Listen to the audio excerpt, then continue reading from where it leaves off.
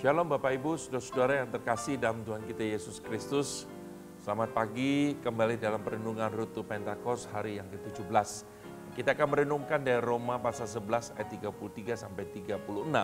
Saya akan bacakan buat Bapak Ibu dan saudara-saudara demikian. Oh alangkah dalamnya kekayaan hikmat dan pengetahuan Allah.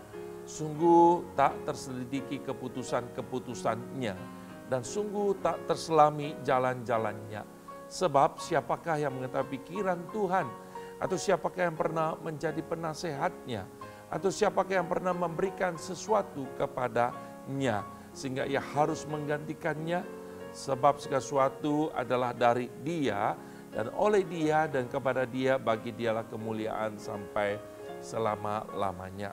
Saudara, suatu kali R.E. Torrey pernah mendapatkan pertanyaan demikian. Saya dalam kebingungan yang besar. Saya telah lama berdoa untuk sesuatu yang telah saya percaya sesuai dengan kehendak Allah. Tapi sampai sekarang saya belum menerima jawaban doa. Saya telah menjadi anggota gereja Presbyterian selama 30 tahun. Dan selama itu saya berusaha meskipun tidak selalu berhasil untuk menyatakan kehidupan iman saya. Saya menjadi koordinator sekolah minggu selama 25 tahun, menjadi penatua selama 20 tahun. Tapi Allah tidak menjawab doa saya, bisakah Anda menjelaskannya? Saudara, lalu kemudian R.E. Torrey berkata demikian, mudah sekali menjawab pertanyaan Anda.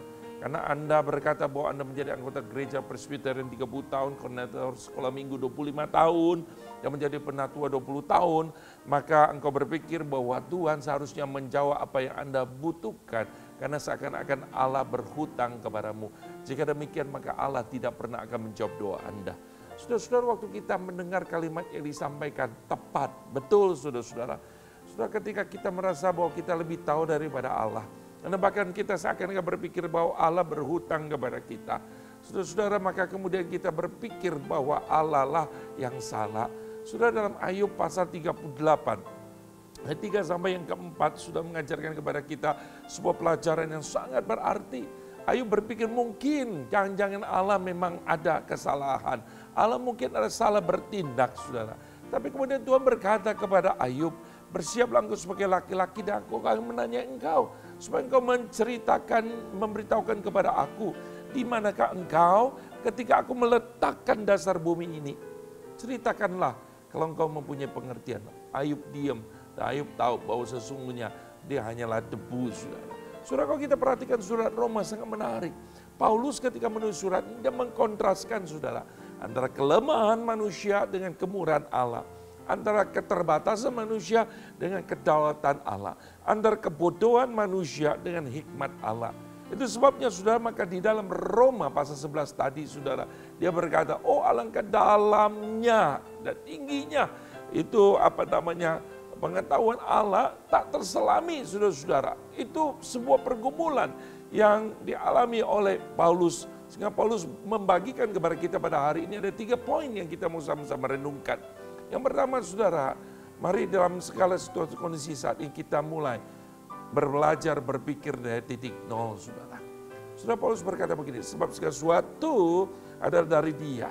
Berarti, saudara, tidak ada satupun yang tidak berasal dari Allah. Saudara, apa yang membuat Ayub kemudian menaklukkan dirinya dan tak sepenuhnya kepada Allah, saudara? Karena Ayub tahu bahwa dengan telanjang dia keluar dari kandungan ibunya, dan dengan telanjang juga dia akan kembali kepada Allah. Tuhan memberi, Tuhan mengambil, terpujilah Tuhan. Sudah mulai dari titik nol. Sudah hari ini banyak kita juga mulai dari titik nol, saudara. Yang kedua, mari sudah kita belajar menyadari bahwa Tuhanlah yang mengerjakannya. Sebab segala sesuatu adalah dari Dia dan oleh Dia, saudara. Dengan kata lain, saudara, bahwa Paulus mengajarkan bahwa segala sesuatu dari Dia, saudara. Dan sangat menarik, saudara, kalau kita perhatikan di dalam Roma 11, saudara. Di situ Paulus memakai contoh tentang Elia, saudara.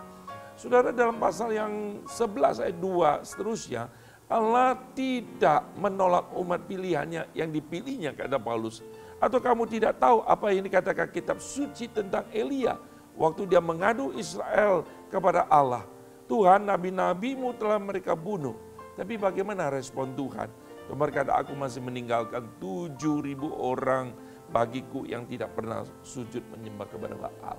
So berarti Allah mengerjakan, saudara-saudara. Allah masih bisa melindungi orang-orang yang setia, orang yang benar. Dan yang ketiga, saudara-saudara, kita belajar bahwa kita hanya instrumen di tangan Sang Karya Agung itu, saudara. Saudara-saudara, kita mohon Tuhan yang menolong kita, bahwa kita hanya instrumen, kita hanya alat, kita hanya bencana, tapi Tuhanlah yang sebagai penjunannya, saudara. Saudara, sangat menarik ketika di dalam segala pergumulan kita, saudara, mari kita tahu bahwa tidak ada, saudara-saudara, yang Allah lakukan yang tidak baik. Tuhan memberkati kita, saudara-saudara. Amin.